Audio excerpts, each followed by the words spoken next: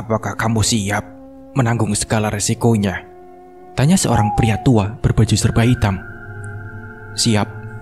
Mungkin kamu akan senang, puas, dan merasa menang, nak. Tapi karma itu ada dan harus kamu tanggung sendiri. Iya, saya mengerti. Suara tertawa terdengar. Kamu memang busuk, maka aku pun siap melakukan hal ini untuk orang busuk seperti kamu. Asap putih mengepul, menari-nari di udara.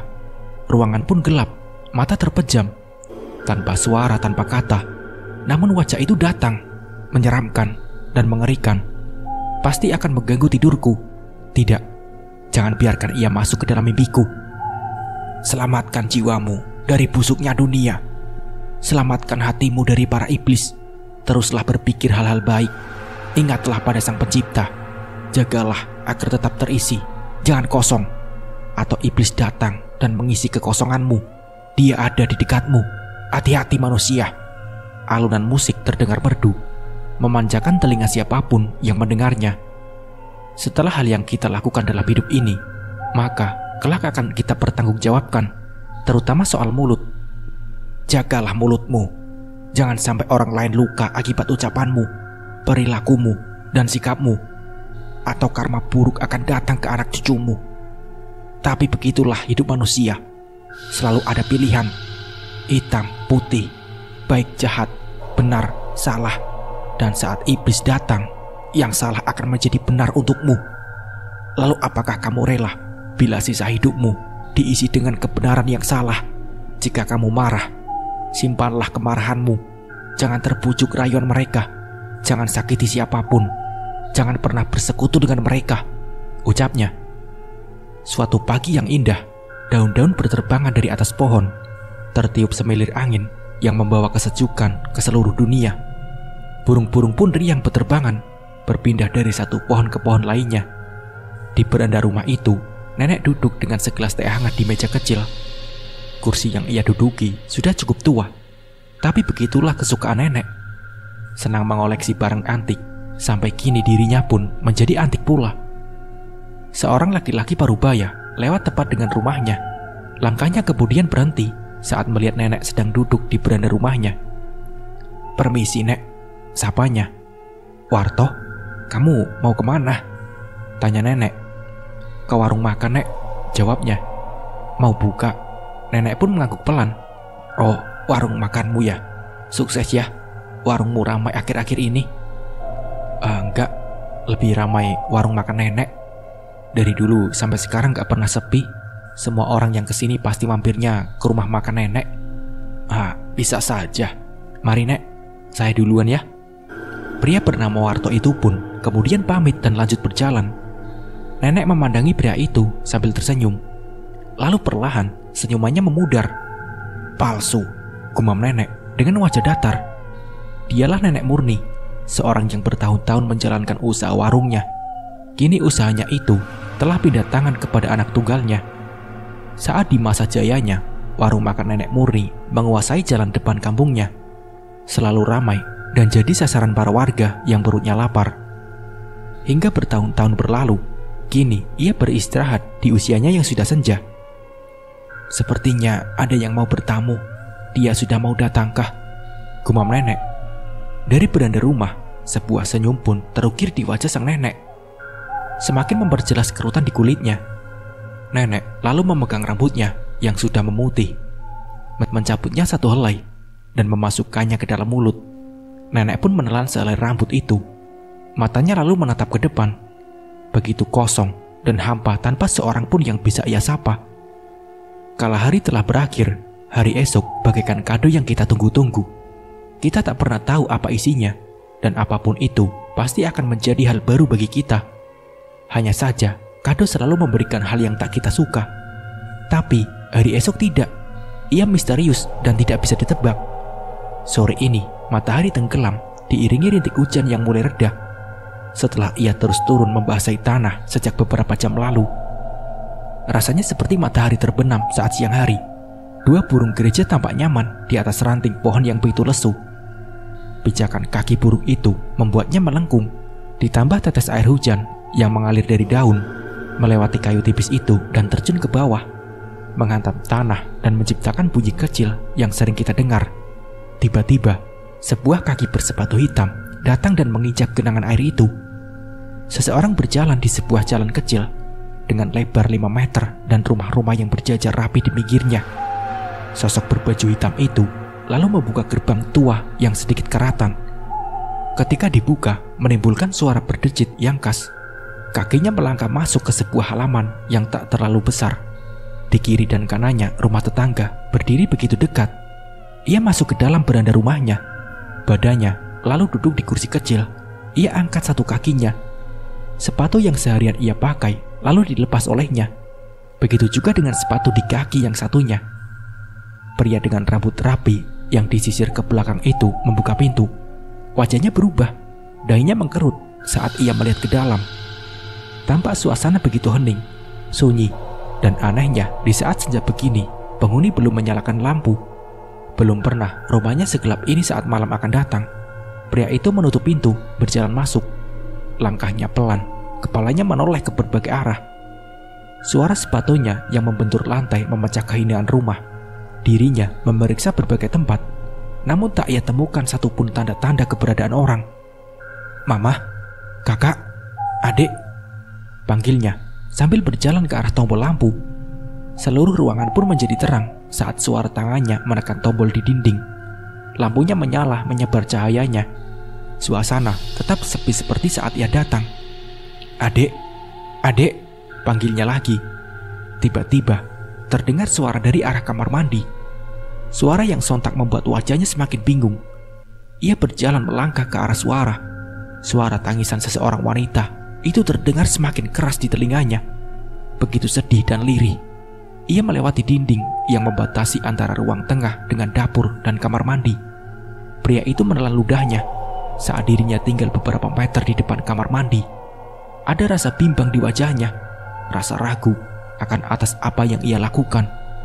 Tapi mau tidak mau, pria itu harus ke sana dan memeriksa langsung. Ia adalah kepala keluarga sekaligus pemilik rumah ini. Sambil menghela napas, ia buka perlahan pintu itu. Dan tiba-tiba, semua suara nyaring hampir saja membuatnya lari. Suara itu begitu memegik telinga, sampai-sampai ia mundur beberapa langkah dan menabrak rak piring. Suara piring beradu pun membuat suasana semakin ricuh. Seorang anak kecil berusia 5 tahun lalu berhenti meniup trompet, benda yang sejak tadi begitu nyaring di telinga. "Selamat ulang tahun, Ayah," ucap seorang perempuan yang berdiri dengan setelan baju terusan panjang. Sebuah kue dengan lilin dan hiasan indah tampak di tangannya. "Selamat ulang tahun." 3 orang anak-anaknya lalu keluar dari kamar mandi dan memeluk ayah mereka. Sang ayah memegang kepala mereka satu-satu, sementara istrinya yang membawa kue ikut keluar bersama seorang wanita tua berambut putih yang merupakan nenek mereka. "Kalian itu kalau mau kasih kejutan tidak kayak gini. Masa ngumpetnya di kamar mandi?" keluh ayah kepada mereka. Mama lalu tertawa kecil. Ia menyodorkan kue yang ada di tangannya. "Ayo tiup, tiup ayah," kata Rara, anak pertamanya yang kini duduk di bangku SMA. Niko yang berusia 12 tahun dan Bobby si kecil yang tadi meniup trompet lalu meniru kakaknya. "Tiup, tiup." Ayah lalu mendekatkan wajahnya ke arah lilin berbentuk angka 45 itu. Api pun padam. Semuanya ikut senang. Si kecil Bobby girang dan tidak bisa menahan dirinya untuk mencolek sedikit krim dari kue tersebut. Mama melangkah ke meja makan yang ada di dekat dapur. Perempuan dengan rambut kunjir itu menaruh kuenya. "Sehat terus ya Rob," ucap nenek saat berjalan melewati ayah. "Ibu juga ya," balas ayah. Malam itu menjadi malam yang istimewa. Di hari ulang tahun ayah, semuanya berkumpul dengan pesta yang sederhana. Setelah kue dipotong, Bobby makan banyak sekali. Krim putihnya sampai belepotan di mulut. Sesekali dirinya berebut potongan kue terbaik dengan kakaknya Niko. Tapi Rara dengan tenang memisahkan mereka. Mama dan ayah duduk berdua sambil memperhatikan ketiga anak mereka. Senyuman pun terukir di wajahnya.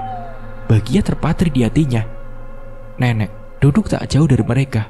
Ia tidak makan sama sekali. "Nenek takut kena penyakit gula kayak teman nenek," ucapnya setiap kali ditawarkan makanan kue. Aneh, padahal nenek sehat dan tidak punya riwayat penyakit apapun di usia senjanya ini. Bahkan tahun ini umurnya akan menyentuh angka 70 tahun. Semua euforia itu berlangsung selama 1 jam. Meja pun berantakan oleh anak-anak mereka. Bahkan ayah yang sedang berulang tahun hanya makan sepotong saja. Sisanya ia habiskan untuk melihat kebahagiaan anak-anaknya. Tawanya, candanya, obrolan polos mereka. Sekarang ayah harus kasih doa, harapan untuk kedepannya, kata Rara sambil membenarkan posisi duduknya. Ayah lalu tersenyum, matanya menatap ke atas, menangkap cahaya lampu yang benderang di langit-langit sana. Tangannya terlipat rapi di dada. Anak-anak memperhatikan wajahnya, menunggu kata apa yang akan keluar dari mulutnya. Ayah harap nenek sehat selalu dan panjang umur, supaya bisa lihat cucu-cucunya berhasil, sukses, punya banyak uang, ucap ayah sambil menatap nenek dan anaknya secara bergantian. Amin, balas mereka secara bergantian. Jam menunjukkan pukul 8 malam. Mama merapikan piring dan sendok yang berantakan di meja. Gemberincing suara benda logam itu terdengar berisik saat tangan Mama menyatukan ke dalam sebuah baskom plastik kecil. Kakinya lalu melangkah ke arah wastafel. Hampir saja Mama menjatuhkan baskom itu. Ia pun kaget saat tiba-tiba nenek sudah ada di wastafel sambil membersihkan piring. Aneh, karena sedari tadi tidak ada tanda-tanda kedatangannya. Tidak ada langkah kaki, tidak ada suara air dari keran. Tapi tiba-tiba dia sudah di sana. Piring pun sudah ada 2 yang bersih, tertata rapi di atas rak. Nenek, Mama mendekat sambil membawa baskom berisi sendok dan garpu di samping wastafel. Nenek kok turun lagi? Biar Irma saja yang bersihin semuanya. Nenek ke atas saja ya, kata Mama sambil melihat nenek. Wajah nenek datar. Tangannya terus bergerak mengusapi piring-piring dengan spons kuning yang penuh oleh busa dari sabun. Ia tidak menoleh, tidak juga melirik saat Mama berucap, apalagi membahas perkataannya. Ia terus saja mencuci piring mengabaikan Mama. Nenek, panggil Mama sekali lagi. Kali ini wajah Mama berubah bingung, sedikit cemas melihat sikapnya. Setelah nenek selesai membersihkan satu piring yang ada di tangannya, ia langsung meraih sebuah serbet. Tangan basah itu bertemu dengan serbet dan akhirnya kering seketika. Nenek menoleh ke arah Mama. Sebuah senyuman muncul di wajah keriputnya. Nenek ke atas dulu ya, ucapnya, lalu berjalan meninggalkan Mama sendiri. Iya Nek, jawab Mama sambil memperhatikan nenek sampai ia naik tangga yang ada di ruang tengah. Suara langkah kakinya terus terdengar hingga sampai di lantai 2. Mama lalu memulai membersihkan piring dan sendok yang tersisa. Air keran ia buka lebih besar, membuat volume air yang keluar bertambah. Tangannya lalu mulai memoles piring-piring yang penuh dengan krim itu. Nenek menepaki satu persatu anak tangga. Di tengah tangga itu lalu belok ke arah samping. Sesampainya di atas, ketika cucunya sedang berkumpul di balkon yang tepat di depan tangga. Sedangkan di kiri adalah kamar nenek, dan di kanan ada 2 kamar. Satu milik Rara dan satu lagi milik Niko dan Bubi yang tidur sekamar. Nenek, sini, panggil Niko saat melihat nenek datang. Akan tetapi nenek tidak bergeming. Langkah kakinya tidak berhenti. Wajahnya datar mengabaikan sang cucu. Ia berjalan menuju pintu. Tangannya memegang gagang pintu dan segera masuk, seolah tidak mendengar ajakan Niko. Jalan, kata Rara yang kemudian menepuk bahu Niko. Anak kedua itu tersadar dari lamunannya sambil melihat kamar nenek. Ia lalu mengambil satu pion catur yang kemudian dipindahkan ke posisi lain. Sementara itu, si kecil Bubi duduk bersandar di pagar balkon sambil memandangi ikan hias yang ia pelihara. Mata anak itu lalu berpindah saat ada satu objek yang mencuri perhatiannya. Kepalanya berputar ke arah samping. Ia memandangi halaman depan rumahnya. Tampak ada sesuatu yang mencuri perhatiannya. Pupil matanya fokus ke satu titik. Ia melihat seorang laki-laki tanpa busana berdiri di depan rumahnya. Rambutnya panjang tak terurus dan badannya kotor, mirip orang gila yang berkeliaran di jalan. Tangannya memegang sebuah kantung plastik, dan kemudian lalu berkali-kali mengeluarkan sesuatu dari dalam kantung itu. Kemudian ia melemparkan benda yang mirip tanah ke arah rumah mereka. Mata Bobby terus memperhatikan orang itu. Laki-laki telanjang terus saja melemparkan tanah ke arah rumahnya tanpa ada tujuan yang jelas. Lihat itu, ngapain dia? Tanya Bobby sambil menunjuk orang itu. Ia lalu menaruh toples berisi ikan dan berdiri memperhatikan lebih jelas. Mendengar perkataan Bobby, kedua kakaknya itu ikut berdiri. Wajah mereka tampak penasaran. Buru-buru mereka mendekat dan melihat ke arah yang ditunjuk Bobby. Apaan sih? Tidak ada apa-apa juga, kata Nico. Iya, tidak ada apa-apa, Dek, tambah Rara.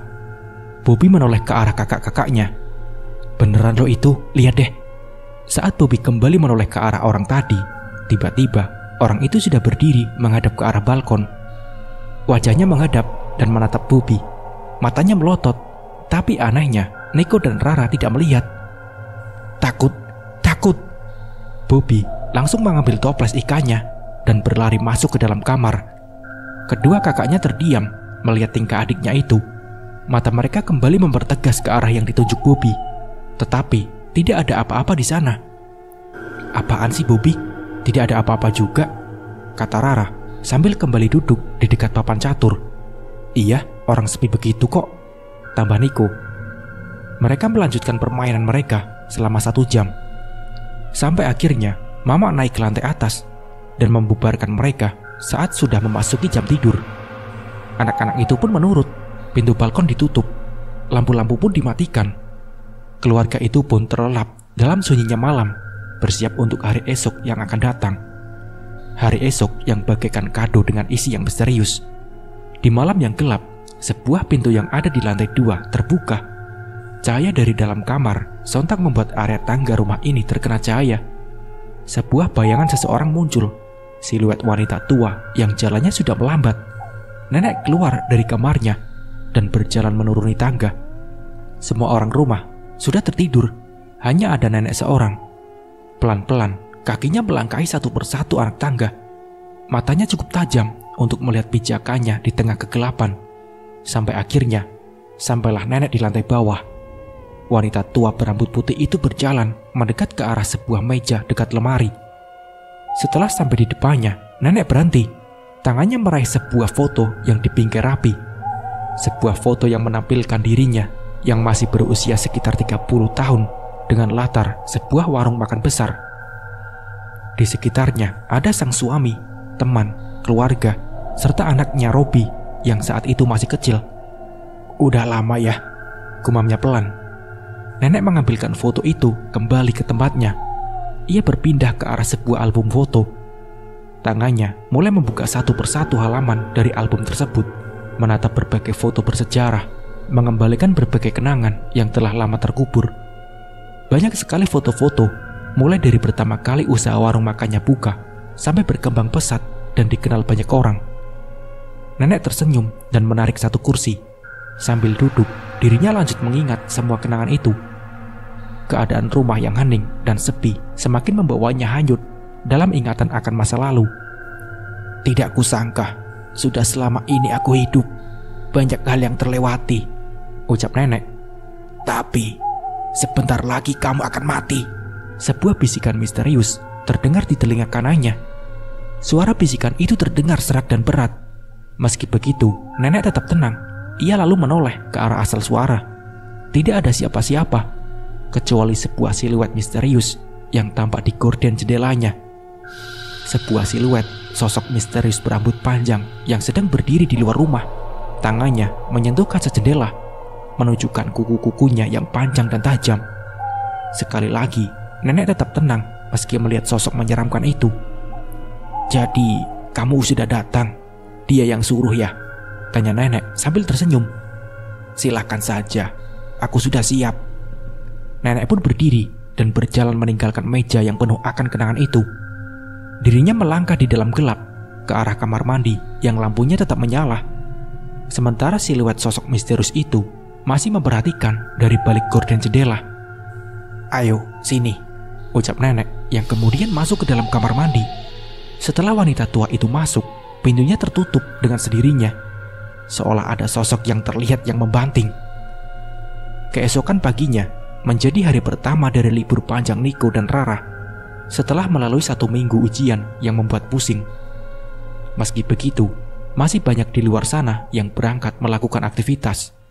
Kaki-kaki para pencari rezeki melangkah melewati jalan-jalan menuju tempat kerja, melewati jalan penuh debu dan asap kendaraan, ditambah suara klakson yang seakan menjadi alarm pagi warga kota ini. Bobby berjalan pelan dari lantai atas. Langkah kakinya yang begitu perlahan membuat tangga kayu itu tidak berbunyi. Anak kecil itu beranjak menuju kulkas. Matanya melihat ke sana kemari. Suasana rumah sepi kala itu. Kakak-kakaknya masih di kamar. Kedua orang tuanya juga belum ada yang terlihat. Bobby membuka kulkas, mengambil sebotol air dingin. Kemudian ia buka tutupnya dan pelan-pelan meminumnya. Tapi suara langkah kaki seseorang membuatnya tersentak. Hampir tersedak oleh air minum itu. Ia menoleh ke sumber suara itu. Nampaknya nenek yang baru saja keluar dari dalam kamar mandi. "Tidak kok, Nek. Bobby mau lihat botolnya saja. Tidak mau minum air dingin kok," ucap Bobby yang mengelak karena takut terkena marah neneknya. Tapi sang nenek langsung saja berjalan melewati anak itu, seolah tidak melihat, apalagi mendengar suara cucunya. Wajahnya datar dan sedikit pucat, berjalan pelan menuju pintu depan. Bobby melamun menatapnya. Tak biasanya sang nenek begitu acuh kepadanya.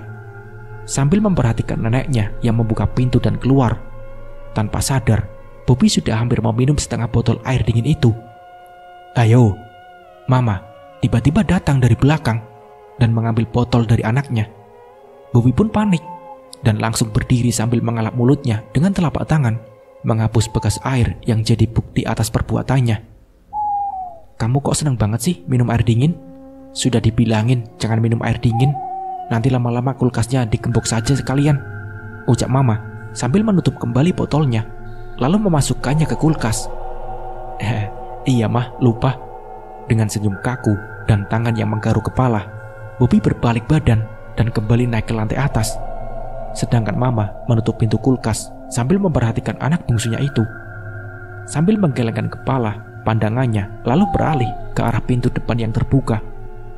Cahaya oranye matahari tampak masuk sedikit melalui celah pintu. "Siapa yang keluar pagi-pagi begini?"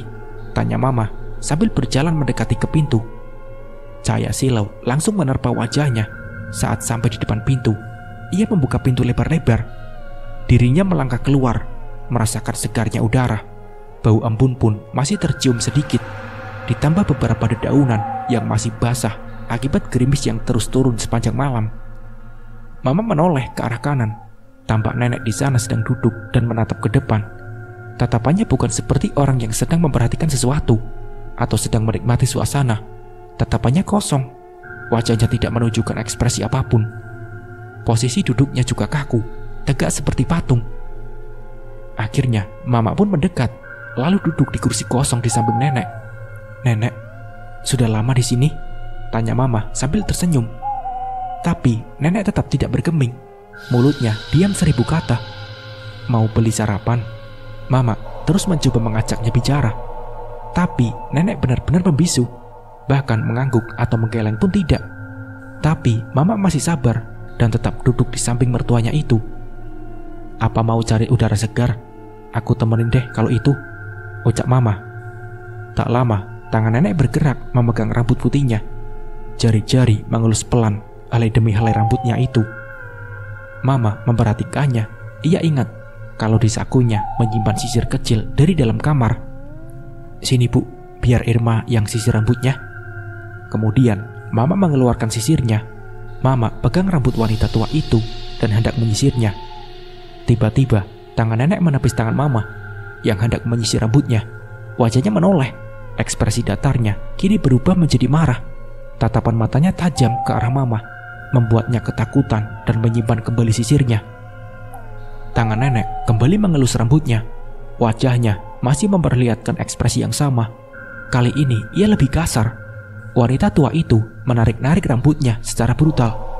Matanya pun melotot dan gigi-giginya saling beradu. Ekspresinya marah seperti banteng mengamuk. Beberapa helai rambut nenek pun rontok.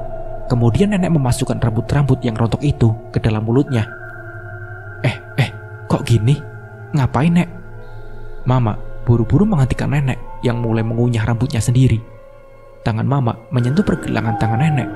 Tapi wanita lanjut usia itu melawan. Ia berontak dan dengan mudah lepas dari genggaman menantunya itu. Tenaga wanita tua itu mendadak menjadi kuat. Nenek pun membentak. Napasnya mulai memburu seperti banteng yang mengamuk. Urat-uratnya tegang. Tangannya masih terus menarik rambut, mencabut beberapa helai rambut dari kulit kepala dengan mudahnya. Mama pun mundur beberapa langkah, mulai takut dengan sikap aneh yang nenek tunjukkan. Segera dirinya berlari masuk ke dalam rumah. Langkahnya bergerak cepat menuju ke kamar. Ayah masih terbaring nyenyak di atas kasur. Selimut masih menutupi tubuhnya, menjaganya dari dinginnya hawa pagi saat itu. Matanya pun terpejam dengan nyaman. Mama buru-buru naik ke kasur. Ekspresinya panik. Ia bergerak mendekati ayah, membuat kasur berguncang beberapa kali. Tangannya memegang bahu sang suami. Dengan cepat, ia menggoyangkan badan ayah beberapa kali. "Yah, ayah, bangun ya, bangun." Dengan susah payah, ayah membuka matanya. Seakan ada lem yang merekat di kedua kelopak matanya. Matanya masih berair, wajahnya masih mengantuk. Ia mengucek matanya beberapa kali. Dengan ekspresi malas, ia menatap Mama yang duduk di sampingnya. "Ada apa sih?" ucap ayah. Tangan ayah lalu bergerak ke samping bantal mencari handphonenya untuk melihat jam. Itu, nenek kenapa? Lihat dulu sana," ucap Mama. Ayah yang semula sedang menggeliat malas pun langsung fokus mendengar kata nenek. "Nenek, kenapa emang?" tanya ayah. Wajah ayah pun berubah serius dan langsung bangkit dari posisi semula. "Itu, lihat dulu sana." Ayah buru-buru membuka selimut, lalu bergerak ke pinggir kasur dan menapakkan kakinya di lantai. "Kenapa sih?" gumamnya dengan wajah penuh tanda tanya. Dan buru-buru ayah berdiri, berjalan meninggalkan ranjangnya. Mama lalu ikut berjalan lebih cepat dan akhirnya berjalan di depan ayah. Mereka sampai di pintu depan. Sesampainya di beranda depan, ayah dan Mama sama-sama melihat nenek yang sedang duduk di kursi. Kini nenek bukan lagi menarik rambutnya, tapi kini seluruh rambut putih itu yang kemudian ia masukkan ke dalam mulutnya, seolah mau menelan semua rambut yang masih menempel dengan kepalanya. Nek, ngapain?" Jangan, Nek, jangan," ujar ayah yang buru-buru mendekat dan berusaha melepas rambut itu dari mulut nenek. Tapi wanita tua itu menahan tangan ayah. Meskipun ayah sudah mengeluarkan tangannya, mata nenek melotot menatap ayah. Sudah saatnya, mampus kalian semua, keturunan kalian semua," bentak nenek sambil menatap ayah dengan tatapan marah. Membuat pria itu kebingungan, tapi yang terpenting adalah melepas rambut-rambut itu dari mulutnya. "Kalian semua lebih baik mati saja. Kalian akan hancur." Setelah beberapa kali mencoba melepasnya dari mulut nenek, ayah akhirnya bisa menarik keluar rambut-rambut itu. Setelah satu kali percobaan sekuat tenaga, rambut putih yang semula kering itu kini berubah menjadi basah oleh air liur nenek. Ayah menatap aneh wajah nenek. Ekspresinya, auranya, seperti bukan nenek yang selama ini mereka kenal. Ayah menoleh ke Mama. "Ini tidak lagi ngerjain ayah lagi kan?" Enggak ayah," jawab Mama singkat. "Siapa kamu?" tanya ayah memberanikan diri saat sadar kalau yang ada di hadapannya kini bukanlah nenek yang ia kenal. "Mampus semua keturunan kamu," bentaknya dengan mata melotot menyeramkan, seolah bola mata itu hampir keluar dari tempatnya.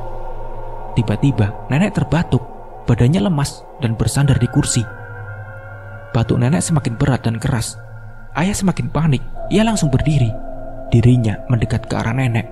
Kedua mata nenek menatap kosong ke atas. Air liurnya keluar mengalir dari bibirnya. Nenek, kenapa, Nek?" tanya ayah dengan panik. "Mama, ambil air cepetan," perintah ayah yang sontak membuat Mama langsung bergegas berjalan ke dalam dan mengarah ke dapur. "Ada apa sih, Mah?" tanya Rara yang turun dari lantai atas. "Tidak apa-apa, sudah sana naik lagi ke atas," jawab Mama.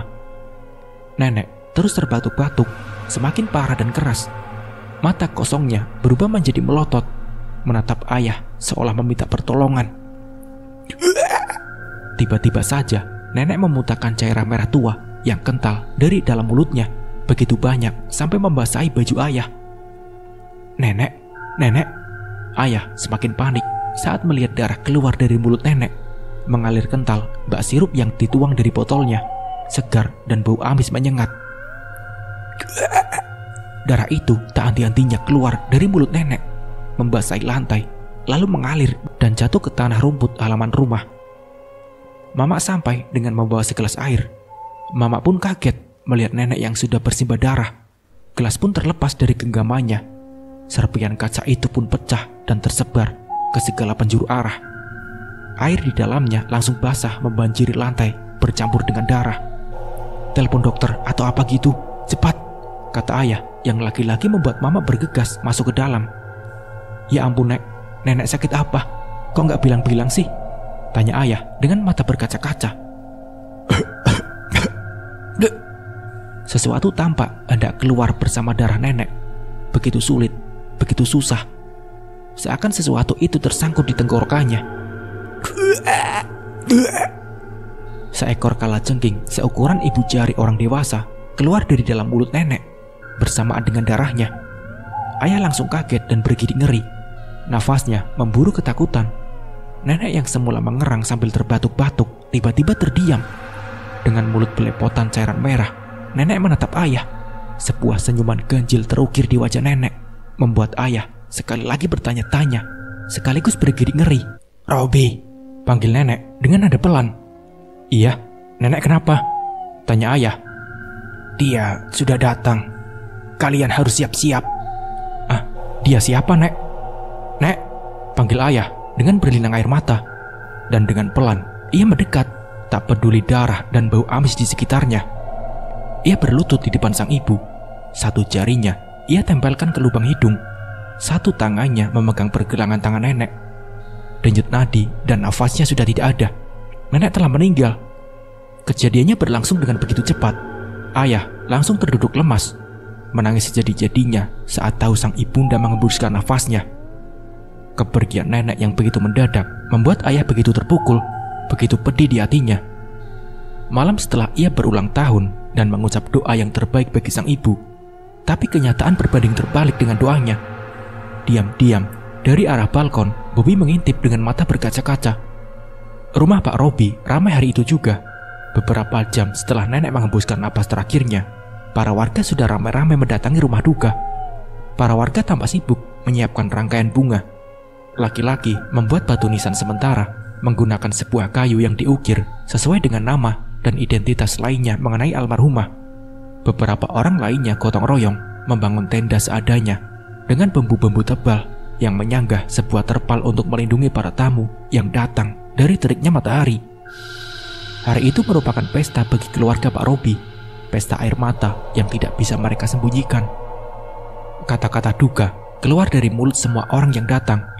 Kursi-kursi berwarna hijau sudah tersusun rapi di halaman depan rumah.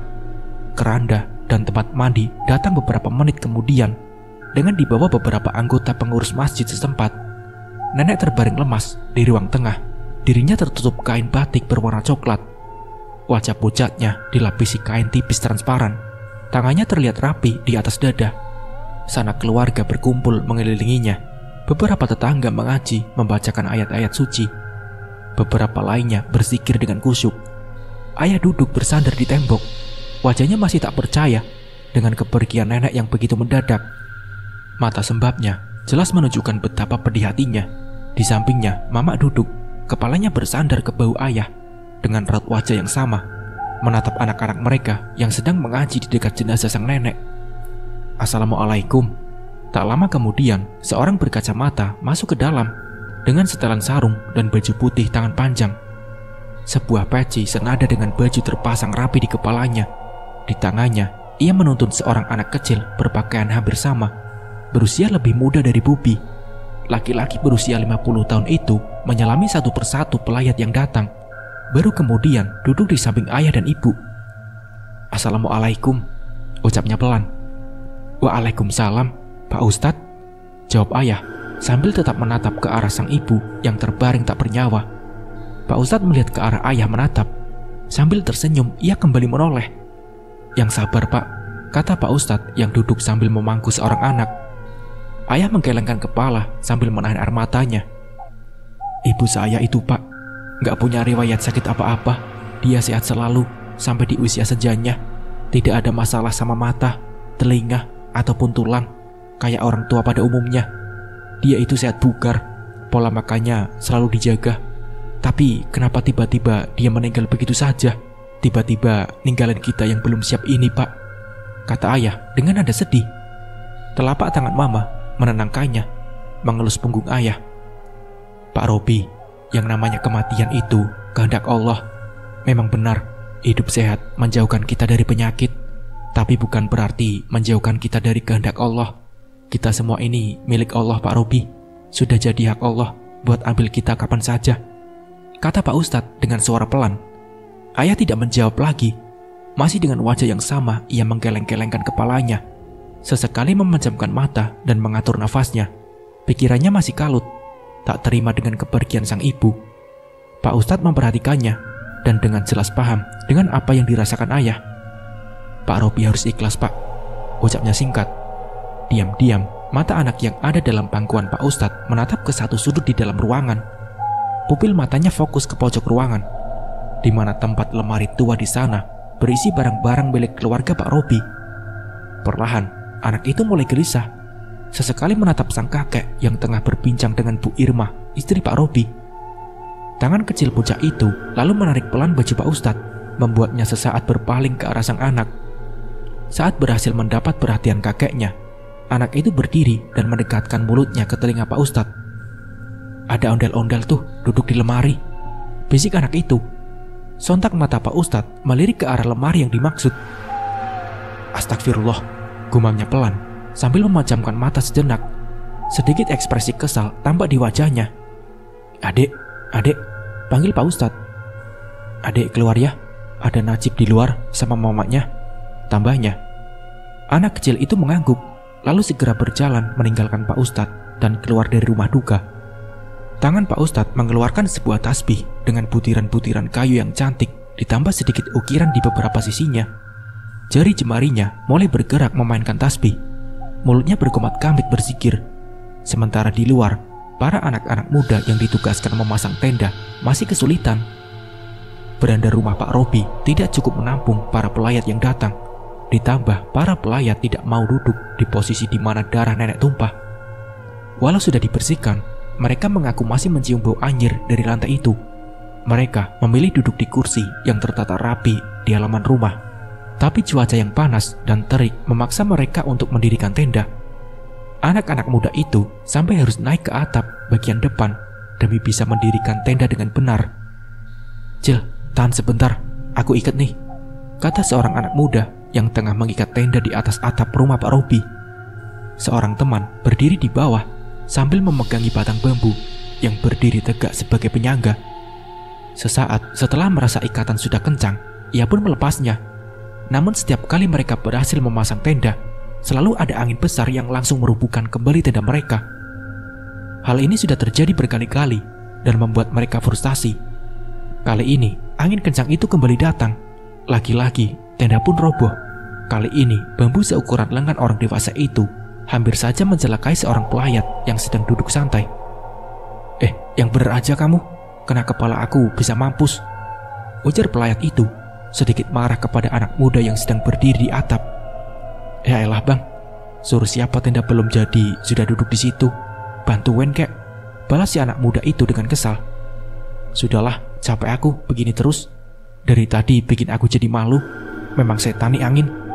Sekarang saja kagak ada, keluh anak muda itu kepada salah seorang pengurus masjid. Bro, kalau di situ memang kagak bisa, tanya si pengurus masjid sambil menunjuk ke arah balkon yang berada di lantai 2. Kamu ikat di pagarnya bisa itu. Anak muda itu menoleh ke arah yang dimaksud. Talinya kagak cukup bang, kurang panjang, jawabnya. Setelah melalui diskusi panjang, mereka tidak menemukan solusi terbaik untuk tenda ini. Ditambah si anak muda yang berada di atap terus-menerus mengeluh kepanasan, membuat mereka kesal dan akhirnya memutuskan untuk tidak mendirikan tenda sama sekali.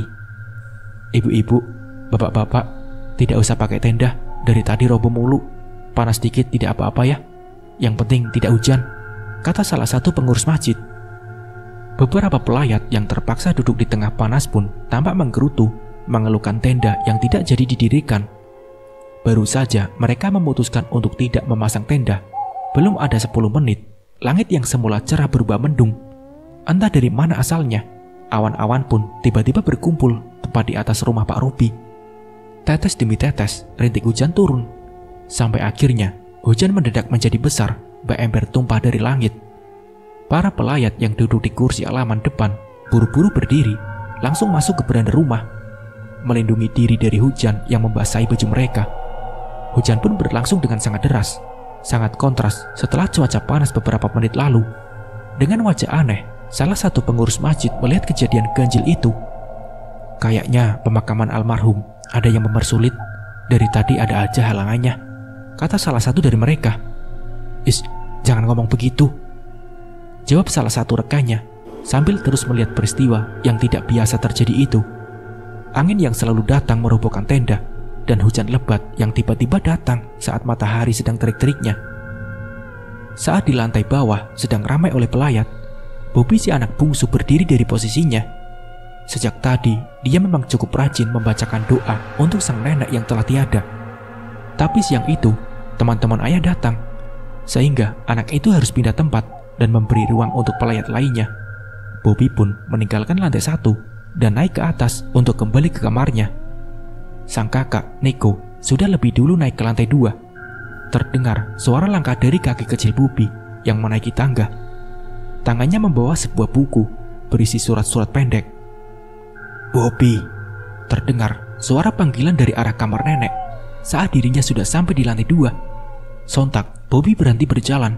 Dirinya menoleh ke tempat asal suara itu. Anak pintar itu mempertegas pendengarannya. Suara yang memanggilnya itu persis seperti suara nenek. "Bobby." Kembali, Bobby mendengar suara itu. Anak itu kian penasaran. Apalagi suara itu memanggil namanya.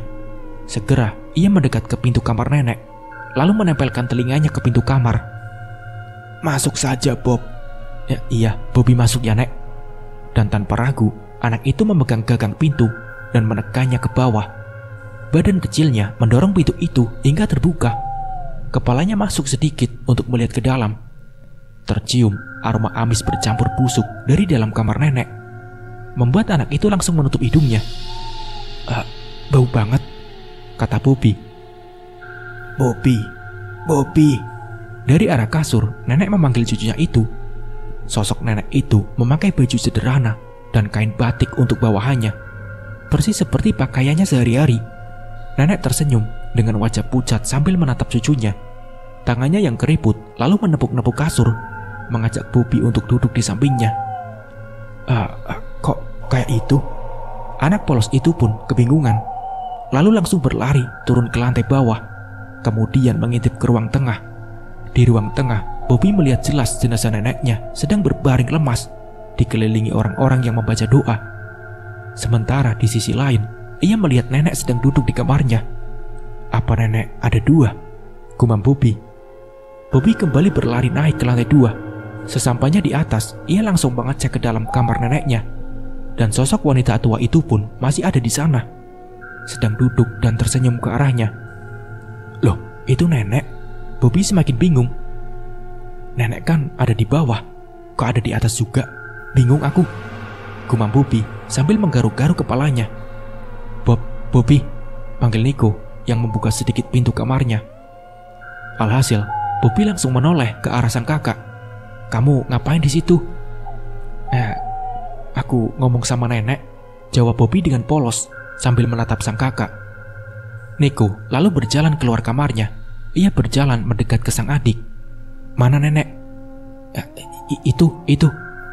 Tangan Bobby menuju ke arah dalam kamar neneknya. Akan tetapi, tidak ada siapapun di sana. Anak kecil itu semakin kebingungan. Padahal tadi ia lihat neneknya ada di kasur. Sekarang malah menghilang entah kemana. "Kamu ngaco ya? Udah, ayo ke kamar saja." Nico langsung menutup kembali pintu kamar neneknya. Kemudian ia mengarahkan sang adik untuk masuk ke dalam kamarnya. Sementara itu, di bawah suara orang-orang terdengar membacakan ayat suci dan surat dengan khusyuk. termasuk Pak Ustadz dan ayah. Warga terus berdatangan, sebagian hanya menengok sebentar, tapi beberapa juga ada yang berdiam beberapa saat dan ikut mendoakan bersama yang lainnya. Setelah azan zuhur berkumandang, jenazah yang sudah selesai dimandikan dan dipakaikan kain kafan pun langsung dibawa menuju masjid. Nenek sudah masuk ke dalam keranda. Sebuah kain hijau dipasang menutupi keranda, lengkap dengan hiasan rangkaian bunga melati dan berbagai jenis bunga lainnya. Beberapa orang mengangkat keranda termasuk ayah salah satunya. Bersama-sama mereka berjalan meninggalkan masjid dan berjalan menuju pemakaman umum sambil terus membacakan kalimat tauhid. Beberapa orang ada yang naik motor, sedangkan mama bersama anak-anak telah lebih dulu berjalan menuju pemakaman saat jenazah disolatkan. Beberapa orang pembawa keranda diikuti dengan para jamaah masjid mulai memasuki jalan kampung. Sandal mereka beradu dengan genangan air bekas hujan beberapa saat lalu. Pak Ustadz memimpin di depan. Tangan dan jari-jarinya tak henti-hentinya memainkan tasbih. Matanya fokus ke depan. Di sampingnya, salah seorang pengurus masjid membawa nisan. Belum ada setengah perjalanan, para pembawa jenazah itu mulai kelelahan. Keranda yang mereka bawa begitu berat, seakan ada lebih dari satu jenazah di dalam sana. Ayah juga merasakan hal yang sama. Bahwa mereka terasa sakit menopang keranda yang beratnya tidak wajar itu. Tapi, meski begitu tidak ada satupun dari mereka berani mengeluh. Tapi, mimik wajah mereka tidak bisa disembunyikan. "Weh, berat banget gak sih?" bisik salah satu pengangkat keranda yang buka suara. "Shh, tidak usah diomong, tidak baik." Saat melewati sebuah rumah warga, kaca jendela memantulkan mereka yang tengah mengangkat keranda. Tanpa ada yang sadar, dari pantulan kaca itu terlihat sosok perempuan bergaun putih kotor dengan rambut berantakan yang tak terurus, tengah duduk manis di atas keranda yang membawa jenazah nenek sehingga menambah berat keranda tersebut. Posisi wajahnya menghadap tepat ke arah ayah. Ketika melewati pertigaan pangkalan ojek, Pak Ustadz menghentikan perjalanan beberapa saat. Alhasil semuanya terdiam dan berdiri mengikuti perintah. Pria tua berkacamata itu melihat sekitar. "Pak, ada apa?" tanya salah satu warga. "Tahu ini berat, Pak," keluh salah satu pengangkat keranda. "Kita lewat sana saja, bagaimana? Lebih cepat sampai, hemat tenaga juga kan?" Pak Ustadz menuju ke sebuah jalan yang melewati pemukiman warga. "Ya sudah, gimana aja deh, saya ikut saja."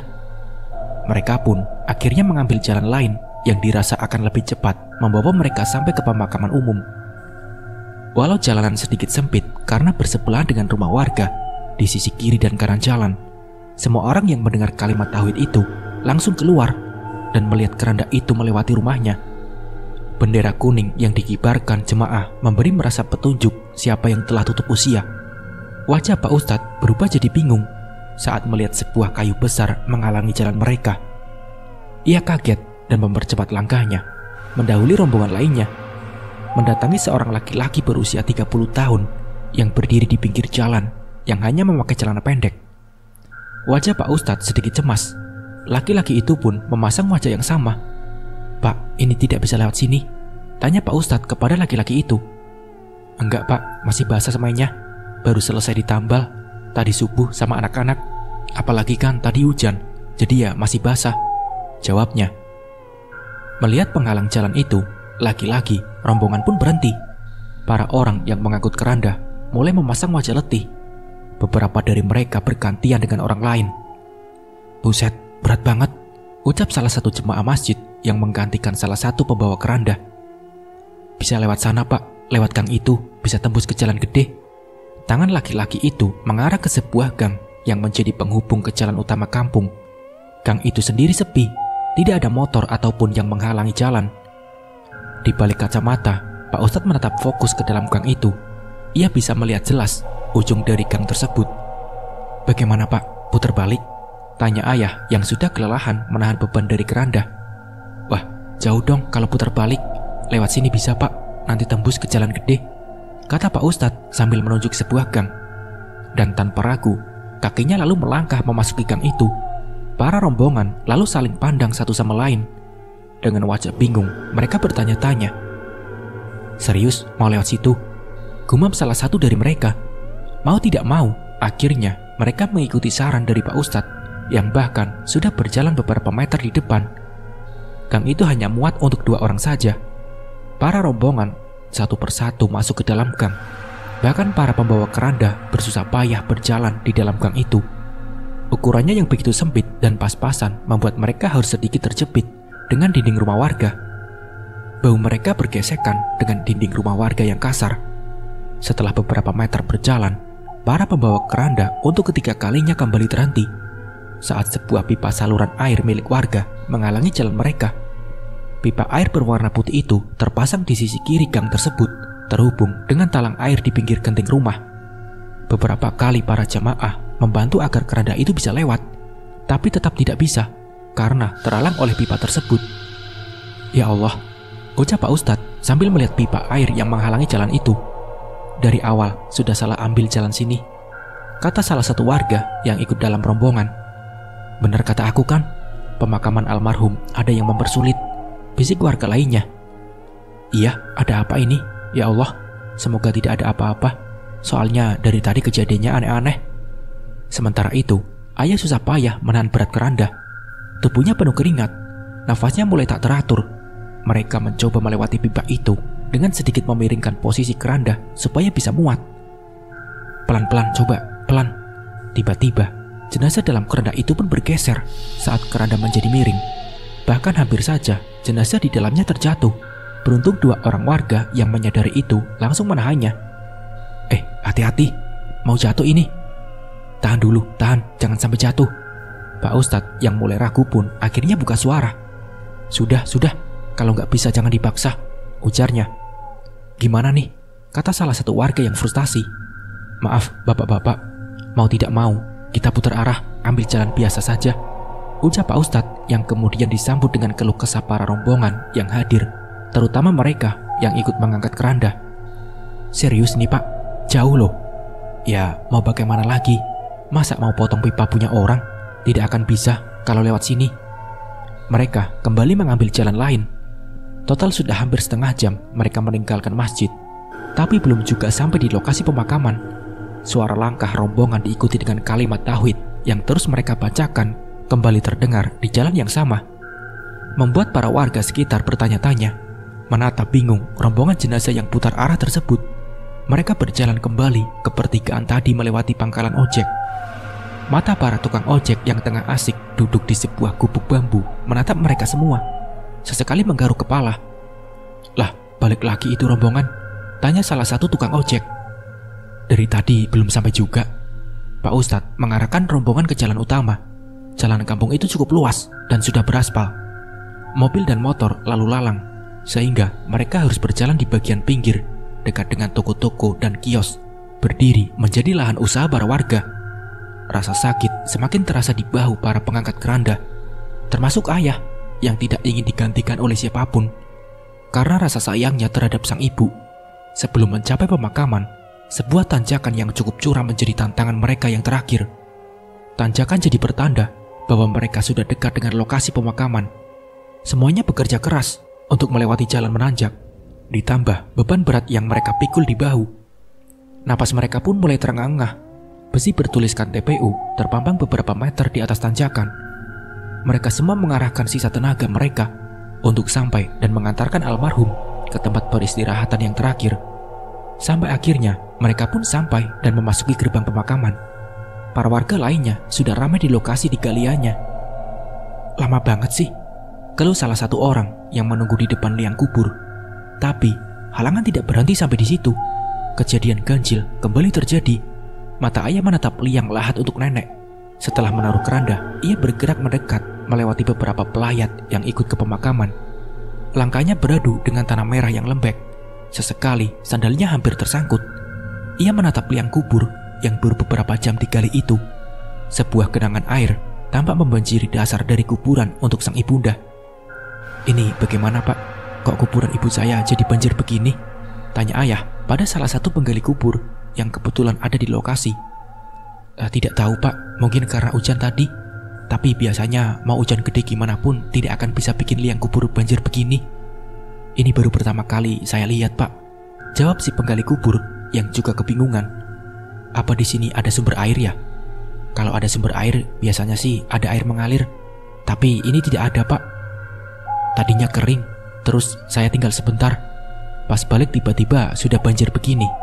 Tidak jelas dari mana datangnya. Kemudian Mama datang dari arah belakang, lalu memegang tangan ayah. Bagaimana? Tak lama Pak Ustadz menyusul. Astagfirullah, gumamnya pelan saat melihat kondisi liang kubur untuk nenek. Ada-ada saja ya. Pak Ustadz, gimana? Kuburannya banjir, tanya ayah. Gimana? Mau ditunggu kering atau mau gali tanah lain? Ucap Pak Ustadz berbalik bertanya. Tapi bagian sini isinya keluarga saya semua, Pak. Nenek tidak mau dipisah. Dia pernah pesan sama saya, jawab ayah. Mau tidak mau, mereka menunggu pemakaman untuk menunggu genangan air itu menghilang dari dasar kubur nenek. Para penggali kubur membuat lubang kecil untuk menyerap air, sedangkan para pelayat bersama-sama membaca sholawat sambil mendoakan yang terbaik untuk pemakaman almarhumah ini. Sampai akhirnya hampir 1 jam pemakaman ditunda. Mereka memutuskan untuk memakamkan jenazah walau genangan air masih tersisa beberapa sentimeter lagi. Kain kafan nenek pun berubah kecoklatan saat bersentuhan dengan air dan lumpur di dasar kuburan sana. Air disinyalir akan hilang dan kering beberapa menit setelah dikuburkan. Azan berkumandang merdu di makam kala itu. Suara Pak Ustadz membuat syahdu suasana pemakaman. Semua yang hadir terdiam. Rara, Niko, dan Bubi duduk di samping mamanya, menatap ayah yang mengantar nenek sampai ke peristirahatan terakhir. Sampai akhirnya gundukan tanah menimpa tubuh tak bernyawa itu, menjadi akhir dari perjalanan hidupnya. Lalu sebuah batu nisan terpasang, menjadi penanda dan pengingat atas dia yang telah tiada.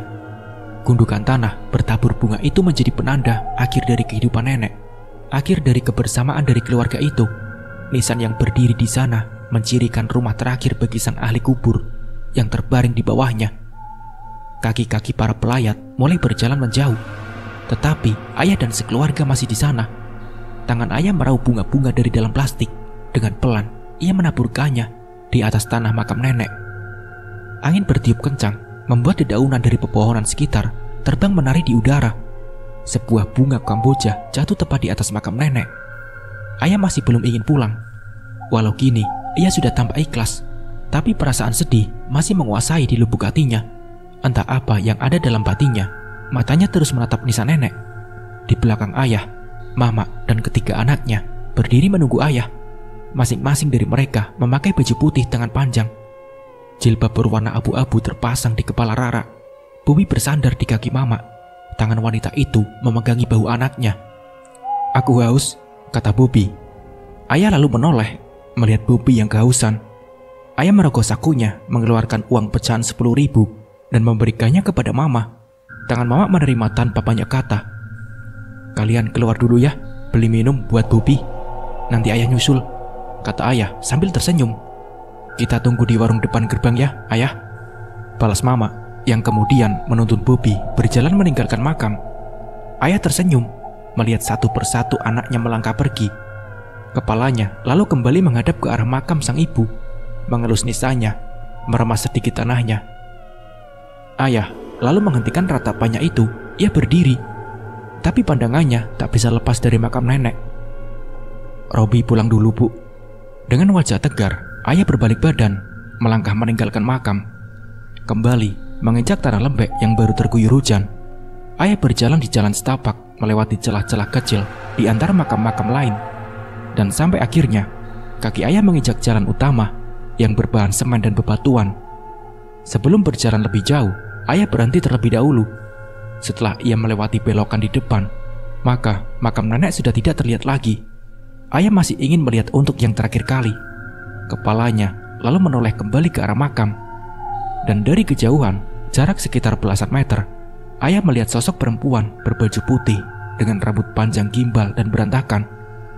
Wajahnya tidak terlihat karena sosok itu menunduk.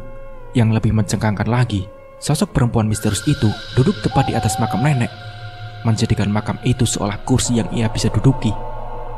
Ayah pun tersengang, bingung sekaligus tak percaya dengan apa yang matanya lihat. Mata ayah terpejam beberapa saat, lalu mengucap beberapa kali. Setelah itu, matanya kembali terbuka. Ia melihat kembali ke arah makam nenek. Sosok perempuan itu sudah menghilang. Tangannya lalu menggaruk kepala Wajahnya pun bingung. Masa sih ada setan tengah hari gini? Gumamnya. Bukan setan, orang gila kayaknya. Ayah berjalan kembali ke makam nenek. Wajahnya sedikit kesal. Ia semakin mendekat ke arah makam. Sosok perempuan misterius itu masih menunduk, belum berpindah tempat, masih menduduki makam yang masih baru itu. Ayah mulai turun ke jalan setapak. Itu makam ibu saya. Seorang tukang sapu yang kebetulan ada di lokasi menatap ayah dengan tatapan aneh. Dengan mengenakan topi, mulutnya menganga sambil kebingungan. Dan buru-buru ia tinggalkan sapunya dan melangkah mengejar ayah. Bapak, panggil tukang sapu itu. Sontak ayah pun menoleh ke arah asalnya suara. Tukang sapu itu mendekat ke arahnya. Bapak ngomong sama siapa sih? Itu loh pak, orang gila itu seenaknya dudukin makam ibu saya. Kurang ajar. Ayah memprotes si tukang sapu yang terkesan masa bodoh dengan wanita gila itu. Akan tetapi, penjelasan dari ayah justru membuat si tukang sapu kebingungan. Apa? Orang gila? Orang yang mana pak? Itu loh, itu. Masa tidak lihat sih? Ayah mendadak terdiam. Ketika ia menoleh kepalanya kembali ke makam, sosok itu sudah menghilang. Tidak ada siapa-siapa di makam ibunya. Taburan bunga dan gundukan tanahnya juga masih rapi. Ayah mulai bingung sendiri. Tadi ada orang di sana? Nggak ada pak, tidak ada orang. Bapak saya liatin, tadi ngomong sendiri. Apa jangan-jangan beneran setan? Gumam ayah. Ia kembali menoleh, kembali ke tukang sapu itu. Ya sudah pak, maaf mengganggu. Mungkin saya salah lihat. Ayah kembali berjalan meninggalkan makam. Dengan wajah terheran-heran, si tukang sapu menatap kepergian ayah. Mana ada orang gila di sini? Jangan-jangan malah bapak yang gila. Dasar, ucapnya, yang kemudian kembali melanjutkan pekerjaannya. Singkat cerita, malam pun datang. Hari berlalu begitu cepat. Jam demi jam berlalu seperti angin yang berembus setiap harinya. Karpet berwarna biru digelar di dalam rumah ayah, termasuk di bagian beranda depan. Sofa dan meja dipindah ke dekat dapur. Kursi-kursi tersusun rapi di halaman depan. Kabel panjang terlihat di beberapa sisi rumah, terpasang di dinding dan terhubung ke pengeras suara yang disiapkan. Mama dan Rara tengah berada di ruang tengah. Mereka berdua menyusun gelas-gelas minuman di lantai. Satu persatu gelas itu dikeluarkan dari dalam kardus. Di samping mereka, Niko dan Bubi duduk rapi dengan peci putih terpasang di kepala mereka. Sedangkan ayah duduk di halaman depan sambil memegang sebatang rokok di tangannya. Ayah memakai bawaan sarung malam itu dengan atasan baju kemeja abu-abu. Asap tipis dari rokoknya menari di udara. Asap itu juga keluar setiap kali ayah mengembuskan napasnya. Matanya menatap lurus ke depan. Badannya bersandar santai, menikmati angin sepoi-sepoi malam yang terasa sedikit dingin. Dari arah depan, tak lama datang rombongan jemaah masjid beserta Pak Ustadz. Semuanya baru saja selesai menunaikan sholat isya berjamaah di masjid. Melihat itu, ayah langsung mematikan rokoknya, membuangnya ke tempat sampah dan berdiri menuju gerbang. Assalamualaikum, ucap Pak Ustadz yang datang dan langsung bersalaman dengan ayah. Satu persatu rombongan itu masuk. Ayah menyalami satu persatu dari mereka. Sesampainya di dalam, mereka langsung ambil posisi. Ada yang langsung duduk di dalam, ada juga yang memilih di luar dengan kursi-kursi yang tersedia. Bos, maaf ya, tadi aku tidak ikut ke makam. Baru pulang kerja tadi sore, kata salah satu kawan ayah yang rumahnya tak jauh dari mereka. Iya, tidak apa-apa, santai saja. Masuk-masuk, ucap ayah dengan ramah menyambut para sahabat yang datang. Di dalam rumah, Mama menyiapkan mikrofon untuk Pak Ustadz yang sudah duduk bersila sambil membenarkan kacamatanya. Sebuah kertas berisi nama-nama ahli kubur tak lupa Mama berikan. Pak, isi dalam sini, masih kosong, ngapain di luar? Kata salah satu jamaah yang duduk di beranda dan di dalam. Enggak pak, di sini saja, adem sambil ngerokok, jawab mereka yang duduk di luar. Tak pakai basa-basi lagi, Pak Ustadz memulai pembacaan doa. Suara Pak Ustadz terdengar jelas melalui pengeras suara yang sudah menyala. Para jamaah yang ikut datang turut mengikuti tiap ayat doa yang keluar dari mulut Pak Ustadz. Ayah duduk di beranda bersama orang-orang lainnya, sedangkan Mama dan anak-anak duduk di dalam. Selama sekitar setengah jam, ayat-ayat suci mereka lantunkan. Sampai akhirnya mereka pun hampir di penghujung acara. Pak Ustadz mulai membacakan doa-doa sebagai penutup. Dan tiba-tiba langit malam yang semula cerah menjadi mendung. Hujan deras lalu turun. Orang-orang yang duduk di halaman depan pun kocar-kacir. Ada yang buru-buru masuk ke dalam rumah dan beranda. Ada juga yang langsung lari keluar dan pulang ke rumah masing-masing, karena rumah ayah sudah penuh. Kursi-kursi kosong itu pun akhirnya basah terguyur hujan. Mereka terpaksa berdesak-desakan di pelataran rumah. Beruntung saat itu sudah hampir selesai. Namun biarpun sudah selesai, mereka akan basah kuyup bila langsung pulang. Dan mau tidak mau, mereka menahan diri di sana. Saat Pak Ustadz masih membaca doa, dari lantai 2 terdengar suara perempuan menangis. Tangisannya begitu sedih, begitu lirih menyayat hati. Awalnya suara itu pelan, tapi semakin lama semakin jelas terdengar, semakin jelas di telinga para jamaah yang datang. Walau suara Pak Ustadz sudah keras, masih ada beberapa orang yang tetap mendengar tangisannya. Alih-alih mengamini doa Pak Ustadz, mereka jadi bertanya-tanya, saling berbisik satu sama lain. "Suara siapa itu yang menangis?" tanya salah satu orang jamaah. "Tidak tahu," jawabnya dengan pelan. Tangisan itu terus mengiringi doa Pak Ustadz, membuat beberapa jamaah yang datang menjadi hilang konsentrasi. Semuanya melihat ke sumber suara, yaitu tangga yang menuju ke lantai 2. Tapi semua anggota keluarga berkumpul di bawah. Tidak diketahui siapa wanita misterius yang sedang menangis di lantai 2 itu. Pak Ustadz pun mengakhiri doanya sekaligus rangkaian cara pengajian malam itu. Mama dibantu dengan anak-anaknya, lalu mengeluarkan berbagai jamuan untuk para jamaah yang datang, mulai dari kopi, rokok, sampai kue-kue yang tersaji rapi di piring. Rombongan yang terdiri dari bapak-bapak itu lalu saling mengobrol dan bercanda. Suasana menjadi ramai, sembari menunggu hujan reda di luar sana. Namun, suasana ceria itu tidak berlangsung lama. Kala sebuah bau yang teramat busuk tiba-tiba tercium. Semua orang yang ada di sana kaget bukan main. Mereka menutup hidung. Tapi bau itu begitu kuat. Beberapa ada yang hampir muntah karena tak kuat dengan baunya. Tidak diketahui dari mana asalnya. "Bau apa ini?" keluh salah satu warga sambil menutup hidungnya. Tak cukup menutup hidung dengan tangan, beberapa bahkan menutup hidung dengan sorbannya. "Kamu kentut ya? Kok aku sih yang bener saja? Masa aku kentut di sini?" Para hadirin yang datang malah saling tuduh satu sama lain. Meski begitu, Pak Ustadz yakin bau itu bukan berasal dari kentut. Baunya mirip bau bangkai yang sudah berhari-hari dan membusuk. Anehnya, bau busuk itu hanya tercium oleh jamaah yang datang.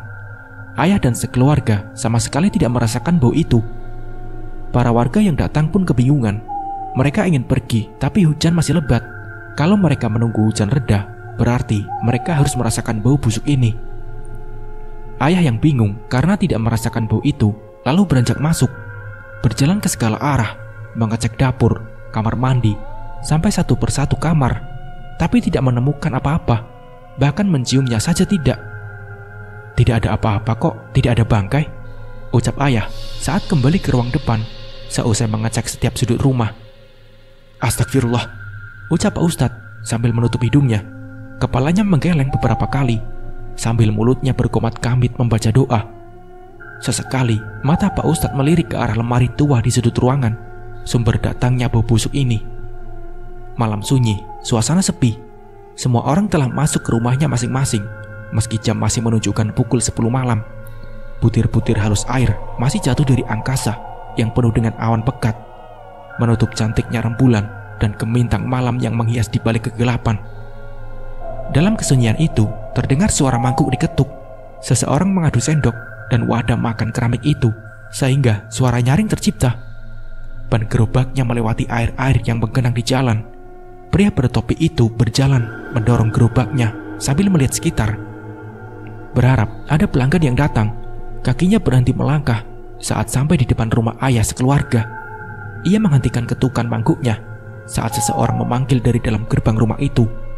Sosok wanita tua berjalan mendekat, membuka gerbang, dan melontarkan senyum keriputnya pada pedagang itu.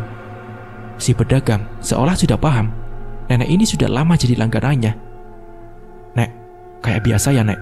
tanya si pedagang itu sambil mengambil mangkuknya. "Iya mas, biasa saja," jawab nenek dengan nada datar. "Iya Nek, siap," ucap si pedagang. Ia membuka tutup panci besarnya. Asap tipis pun mengepul keluar. Bau harum nan lezat dari bakso di dalamnya pun tercium. begitu hangat dan cocok di tengah dinginnya malam.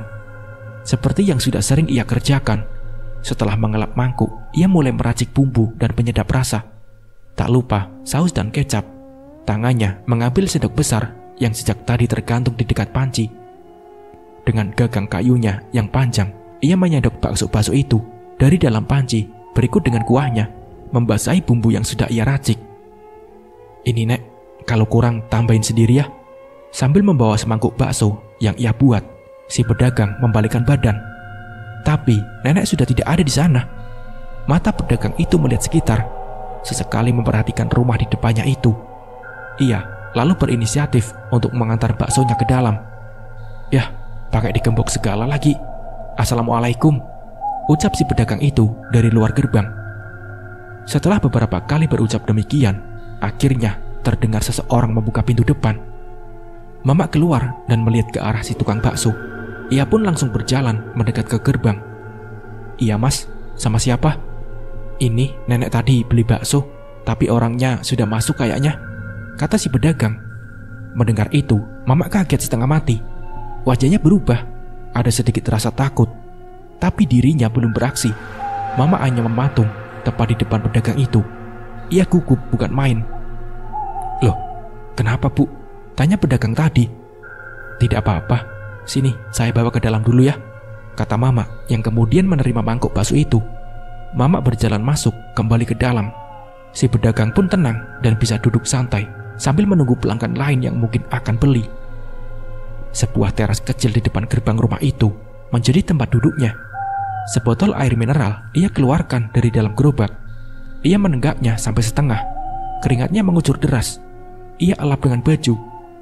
Pedagang itu melepas topinya, lalu ia gunakan topi tersebut untuk mengipas-ngipas dirinya yang merasakan hawa panas yang begitu terasa di sekitarnya. "Gila, gerimis-gerimis begini kok panas ya hawanya," gumamnya sambil melihat sekitar. Anehnya, ia putuskan untuk nyalakan rokok. Sebatang rokok itu terselip di bibirnya. Kemudian ujungnya ia sulut menggunakan api kecil dari korek gasnya. Dan tak lama, dari arah kanan jalan, dua orang pemuda lewat berjalan kaki. Dari jauh, langkahnya sudah mencurigakan. Matanya menatap aneh si pedagang yang sedang istirahat tersebut. Jalannya perlahan-pelan, sambil saling bisik-bisik. Mereka saling pandang satu sama lain. Si pedagang itu diam-diam memperhatikan dua pemuda aneh itu. "Kamu pada ngapain sih?" tanya si pedagang itu. "Abang ngapain di sini Bang? Tumben banget. Pak RT tuh nungguin mau beli katanya," kata salah satu pemuda. "Suruh tungguin saja, sebentar lagi aku kesana kok. Lagian ngapain kamu di sini Bang? Kayak ada yang beli saja." "Biasa, nenek Murni beli bakso." Si pedagang itu kembali menengguk sebotol airnya. "Lah, nenek Murni kan sudah meninggal Bang." "Iya, baru tadi siang dimakamkan," tambah satu pemuda lainnya. Mendengar itu, si pedagang kaget. Air yang ada di mulutnya pun ia semburkan ke depan, sampai mengenai baju dua pemuda itu. Dengan mata terbelalak, ia menatap kedua orang di depannya. "Ah, gila kamu, jangan main-main," ucapnya setengah panik. "Serius Bang, kamu kali yang gila. Jangan begitu kamu, orang tua masih sehat gitu dikatain sudah meninggal. Jangan begitu, kalau mau bercanda jangan bawa-bawa orang tua, apalagi meninggal-meninggal begitu. Ah, aku timpuk saja kamu." Si pedagang bakso mengangkat sandalnya dan hendak melempar ke arah mereka. "Lah, mata kamu buta apa gimana Bang? Itu lihat atas kepala kamu." Salah satu pemuda menunjuk ke pagar rumah. Sontak si pedagang menoleh ke arah yang dimaksud. Matanya lalu menemukan sebuah bendera kuning terpasang di sana. Si tukang bakso awalnya tidak percaya. "Kamu ngelayanin siapa tadi Bang?" Tadi ada kok, tadi beneran Nek Murni." Si pedagang menoleh ke arah halaman rumah nenek.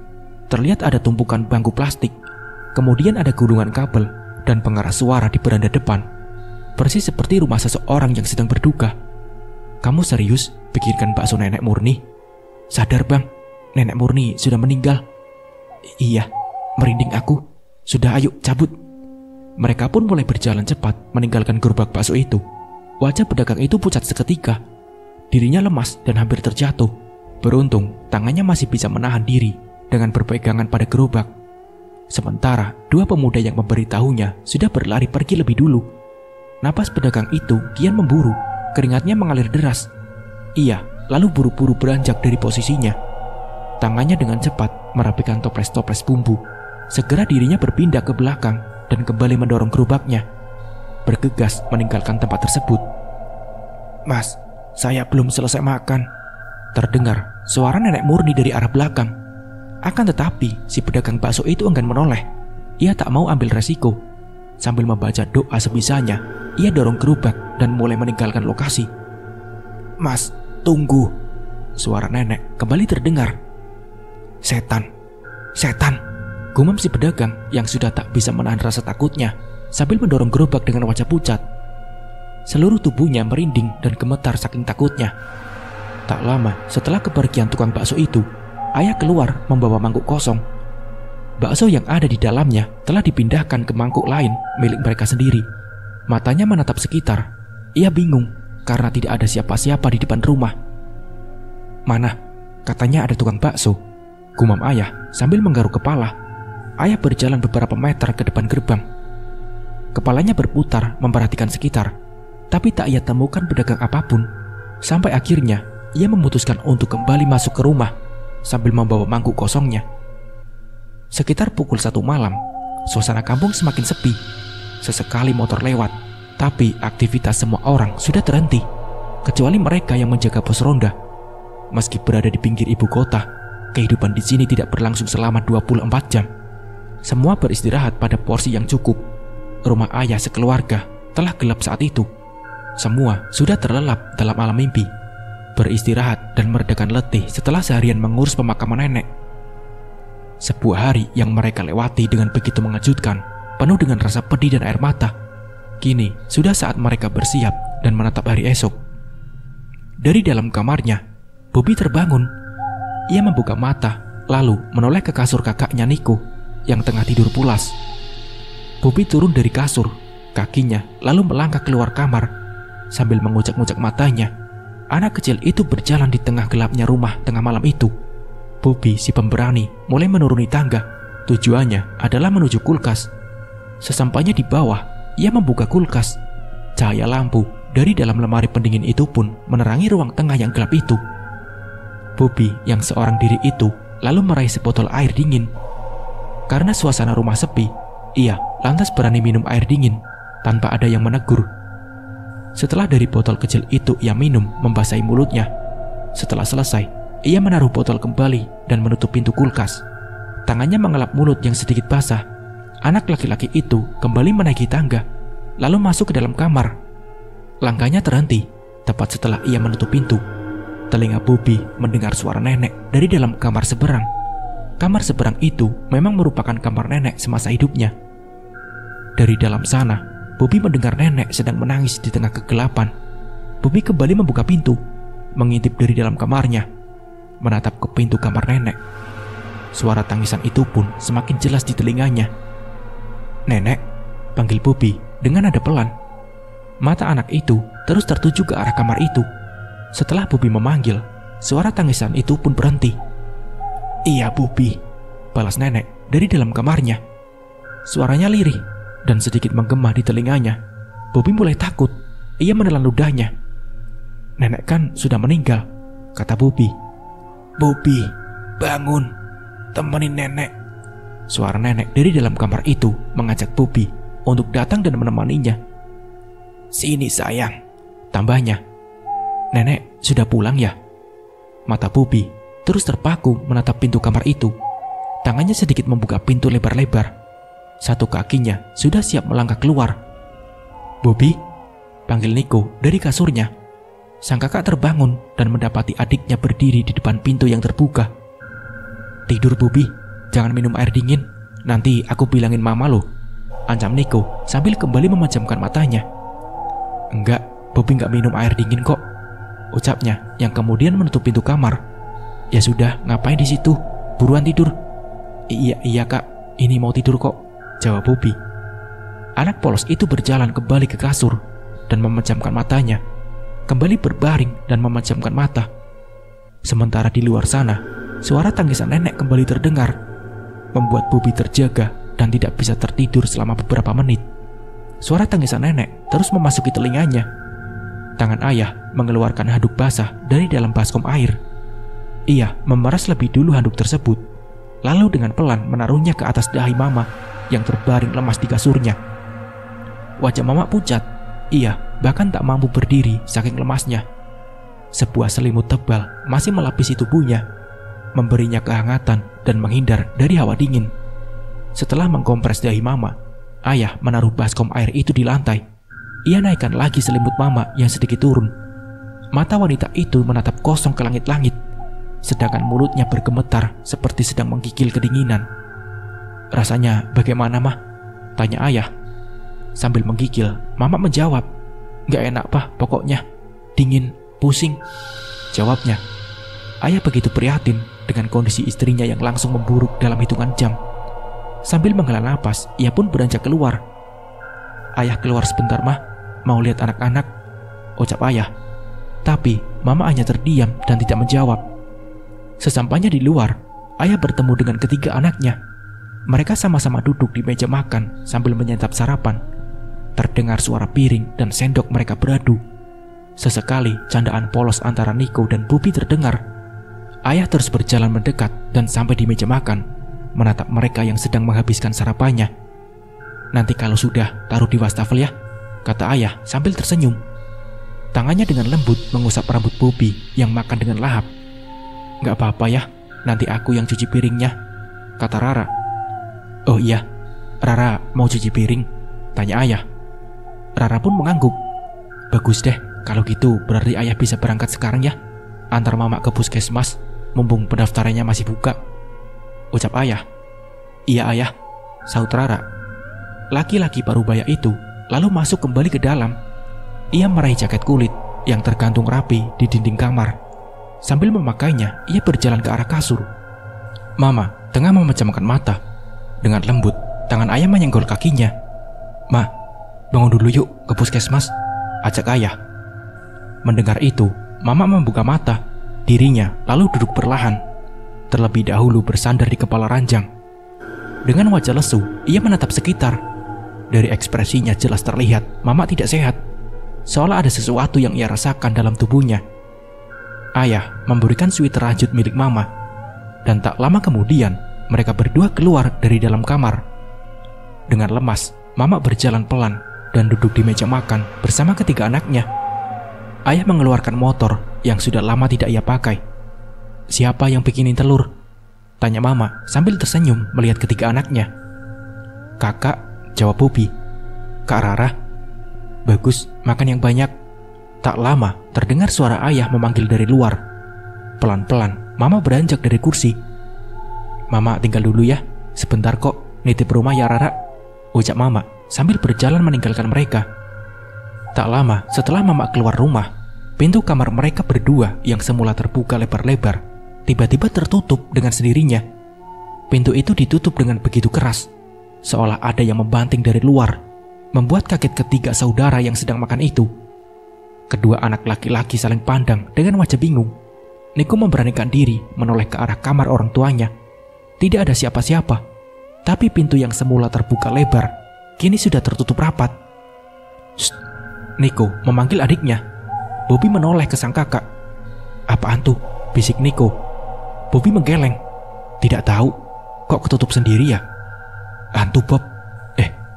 Dari arah wastafel, Rara mendengar perbincangan mereka. "Tidak ada hantu, tidak usah aneh-aneh deh. Palingan angin." "Mana ada angin di sini? Apa jangan-jangan nenek jadi hantu?" tanya Bobi dengan polosnya. Bobi," Rara segera menegur adiknya. "Jangan ngomong begitu ya. Orang yang sudah meninggal itu sudah tenang istirahat di samping Tuhan. Makanya kita banyak-banyak doa." Rara menasihati mereka. Walau sebenarnya ia juga merasa ada yang tak beres dari pintu yang tertutup sendiri itu. "Tapi kak, kok nenek bisa sih pulang ke rumah lagi? Soalnya semalam Bobi dengar suara nenek di kamarnya." Kedua anak laki-laki itu hanya bisa termenung dengan wajah bingung bercampur takut setelah mendengar ucapan dari kakak perempuannya. Tak ada yang bersuara, tak ada yang berani berbicara lagi. Kemudian lanjut makan. Makan mereka pun dipercepat dengan perasaan ingin cepat-cepat meninggalkan meja makan. Sementara itu di luar rumah, ayah mulai menyalakan mesin motornya, menghasilkan suara yang khas. Mama naik di belakang. Setelah siap, ayah langsung tancap gas melaju keluar gerbang. Ban motor mereka mulai bersentuhan dengan jalan kampung yang tidak terlalu bagus. Ditambah beberapa polisi tidur yang harus mereka temui sepanjang jalan menuju puskesmas. Beberapa meter dari rumah, motor mereka melewati gerobak tukang sayur yang sedang berhenti di pinggir jalan. Di sekitarnya, beberapa ibu-ibu berdiri, mengelilingi sambil melihat-lihat barang yang dijual. Sementara si pedagang duduk santai sambil merokok di pinggir jalan. Salah satu pembelinya melihat motor yang baru saja melewatinya. "Bu, tahu nggak, semalam pas suami saya ronda, dia dapat cerita apa?" tanya salah satu ibu pembeli sayur. Sambil memilih-milih sayuran, pembeli lainnya menyahut, "Emang ada cerita apa semalam?" "Katanya suami saya, tukang bakso yang biasa lewat sini, kalau malam itu tahu kan? Dia katanya ketemu sama nenek Murni di depan rumahnya, beli bakso," ucap ibu tersebut. "Ah, masa sih Bu?" "Iya, masa sih? Orang sudah meninggal kok bisa beli bakso? Serem deh." Mendengar pertanyaan dari ibu pembeli itu, suasana pun jadi heboh. Satu persatu pembeli yang ada di sana menanggapi, "Iya, katanya pas pengajian juga jamaah ada yang dengar suara menangis, terus berbusuk." Tambah salah satu pembeli lainnya, "Ada apa ya? Kok serem? Merinding jadinya, jadi takut keluar malam lewat depan rumah situ. Tapi gimana ya, kalau dipikir-pikir nenek Murni meninggal mendadak, tidak ada sakit apa-apa. Saya lihat loh waktu pertama kali nenek Murni meninggal, darahnya itu banyak banget di lantai. Kayaknya ada yang gak beres." "Iya, bener juga tuh. Kirain saya doang yang mikir begitu. Ini kapan selesainya? Dari tadi dagangan saya diputar-putar, dipegang-pegang, tapi tidak beli-beli. Saya juga kan mau keliling, Bu," kata si pedagang yang tiba-tiba berdiri dan mengingatkan mereka semua. Alhasil, obrolan seru mereka pun terhenti akibat si pedagang memotong percakapan. Iya, saya kan milih dulu, ganggu suasana saja," keluh salah satu pembelinya sambil menatap sebal si pedagang. Beberapa orang yang ada di sana pun memberikan reaksi yang sama. "Tahu bang, sabar dong." Mereka semua lantas terdiam dan fokus pada tujuan utama, yaitu membeli sayur dan bahan pokok lainnya. Sambil menggeleng-gelengkan kepala, si tukang sayur kembali duduk dan membuka ponselnya. "Mending buka sosmed sajalah, update status. Ibu-ibu mau beli sayur tapi kebanyakan gosip jadinya lama," sindir si pedagang sambil menekan tombol post pada sosial medianya. Sementara di puskesmas, ayah sudah mendapat nomor antrian untuk mama. Beruntung, puskesmas tidak terlalu ramai pagi itu. Mereka mendapat nomor mudah. Papan-papan himbauan penyakit dan berbagai poster tentang kesehatan terpasang di dinding. Semuanya berisi soal promosi hidup sehat. 1-2 orang datang silih berganti. Ada yang berobat, ada pula yang meminta obat sambil membawa selembar resep berisi tulisan dokter. Ayah duduk di samping mama, di sebuah kursi besi yang sangat familiar di tempat-tempat macam rumah sakit dan lainnya. Mata mereka tertuju pada televisi yang menampilkan soal kampanye hidup sehat. Dan yang anehnya, tubuh mama yang semula lemas dan panas saat di rumah mendadak menjadi sehat saat di puskesmas. Bahkan sejak di jalan, mama sudah merasa dirinya lebih baik. "Masih lama ya?" tanya mama sambil menoleh ke arah ayah. "Ya, namanya juga antri mah, tungguin saja," jawab ayah. Mama lalu menghela napas. "Mama sudah enakan kok, sudah gak demam, pulang aja yuk." Mama memegang dahinya, disusul dengan ayah yang juga mengecek suhu panas di dahi istrinya itu. Dan benar saja, tangan ayah pun tidak merasakan panas apapun. "Iya sih, mama memang sudah tidak demam. Wajah mama juga sudah gak pucat. Tapi masih ngerasa lemas gak?" tanya ayah penasaran. Mama pun menjawab dan menggeleng. "Ya syukur kalau sudah sembuh. Tapi berhubung sudah ambil nomor, gak ada salahnya kita cek ke dokter. Sekalian ambil obat buat pencegahan," tambahnya. Mama lalu mengiyakan.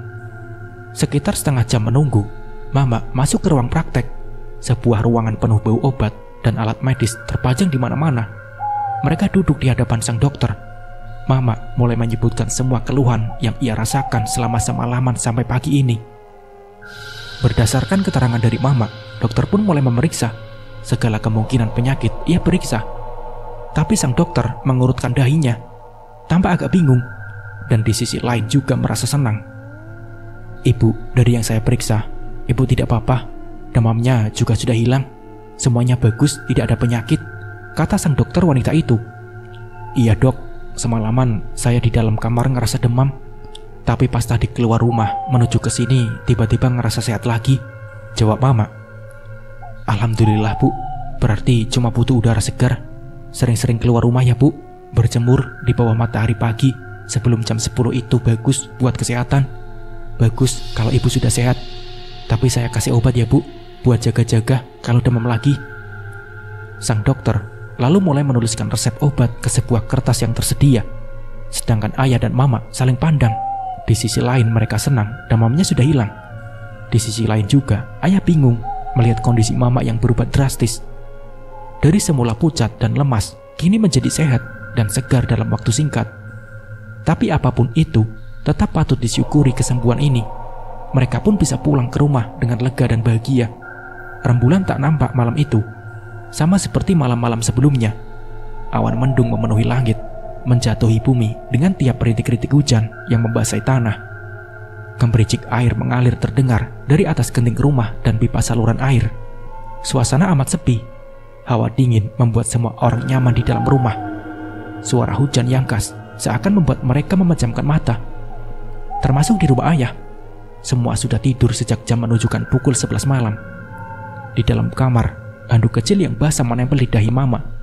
Kali ini, Mama kembali demam, persis setelah pulang dari puskesmas dan kembali menginjakan kaki di rumah ini. Mama kembali jatuh sakit, tak berdaya di atas ranjang.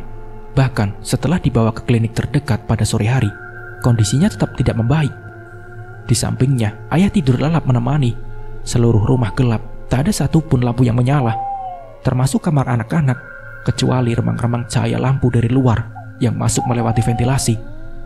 Bobby dan Niko sudah terlelap cukup pulas, diiringi suara air hujan yang jatuh tepat di atap kamar mereka. Dalam kesunyian itu, sebuah suara terdengar dari lantai bawah, suara pintu depan yang diketuk oleh seseorang.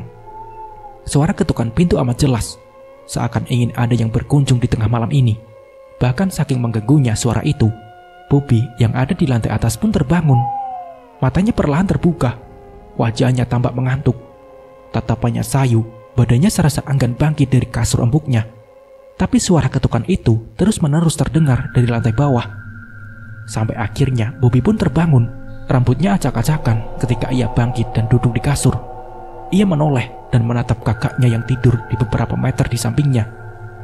Kak, panggil Bobby. Kakak, tambahnya. Suara ketukan itu masih terdengar jelas, tapi anak kecil itu jelas ragu dan takut menghampirinya. Kak Niko, Kak. Untuk terakhir kalinya, ia memanggil sang kakak. Niko benar-benar sudah tidak nyenyak.